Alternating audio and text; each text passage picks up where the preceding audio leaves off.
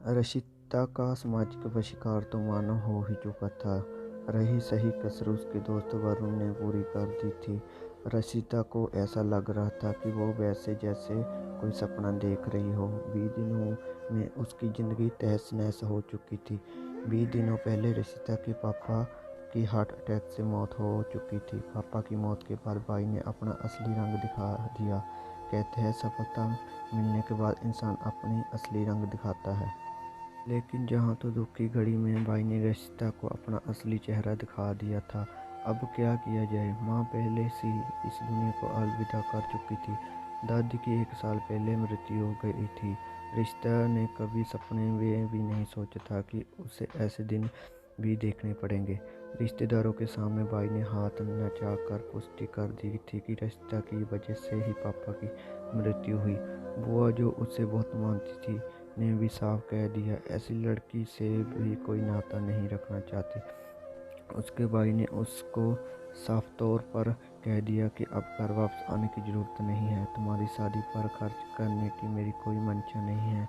उसने दिल्ली जाने का टिकट उसके हाथ में थमा दिया। कोई बात नहीं, कम से कम वरुण तो साथ देगा ही।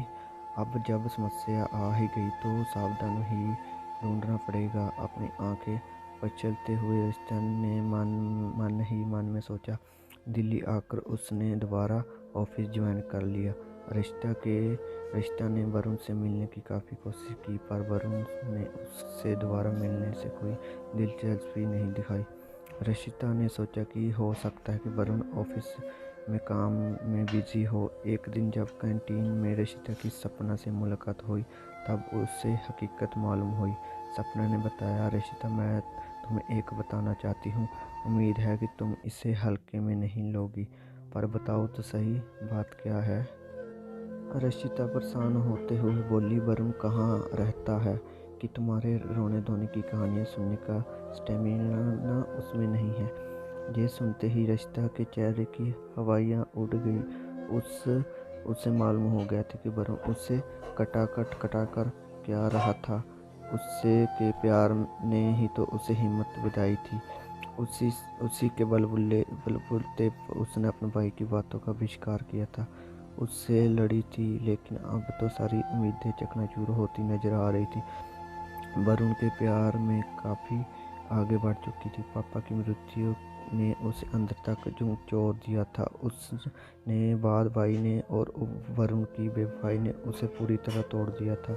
उसके मन में एक तरह के ख्याल आ रहे थे। अब क्या होगा, कौन शादी करेगा उससे। पापा की मृत्यु के बाद उनकी नौकरी उसके भाई को मिल चुकी थी। घर और थोड़ी बहुत प्रॉपर्टी पर भाई ने पहले ही अपना कब्जा कर लिया था।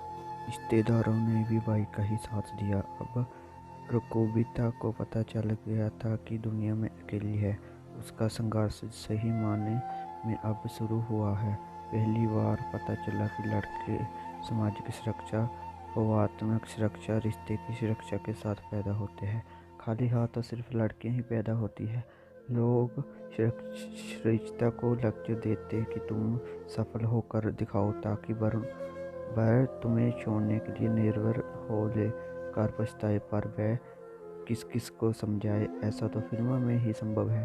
और रिश्तों की सुरक्षा बिना वह कितना क्या कर लेगी। धीरे धीरे समय बीते लगा और रशिका ने अपने किसी प्राइवेट इंडस्ट्री में इवनिंग क्लासेस लेकर LLB की पढ़ाई शुरू कर दी। उसने सोचा कि एक डिग्री भी हो जाए और खाली समय भी आराम से कट जाएगा। नीलेश से उसकी वही मुलाकात हुई थी, लेकिन वह अब लड़कों से इतना उकता चुकी थी कि उनसे बातें करने भी कतराती थी। नीलेश एक अंग्रेजी अखबार में काम करता था। 20वीं के बाद उसने एक दैनिक न्यूज़पेपर के विज्ञापन विभाग में नौकरी ज्वाइन की थी।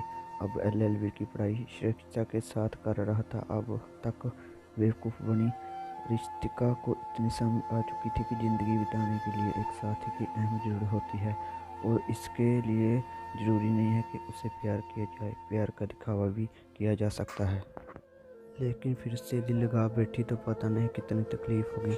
नीलेश से उसका मेल-जोल इस कदर बढ़ा कि धीरे-धीरे बात शादी तक पहुंच गई। दिखावा ही सही, पर रिश्ता ने शादी करने में देरी नहीं की। नीलेश की माँ ने भी खुले दिल से रशिता को स्वीकार किया। सबके प्रेम विवाह होने के बावजूद उसका खूब स्वागत किया था और भरपूर प्यार दिया था। पर रशिता ने मन ही गांठ नहीं खोली। उसे लगता था कि एक बार वो भावनात्मक रूप से जुड़ गई तो कोई काम से, उसके व्यापार से ससुराल में सभी खुश थे। गलती से भी उसने कोई कपट शब्द नहीं बोला था। उसे गुस्सा आता ही नहीं था। बातचीत वह बहुत ज़्यादा नहीं करती थी।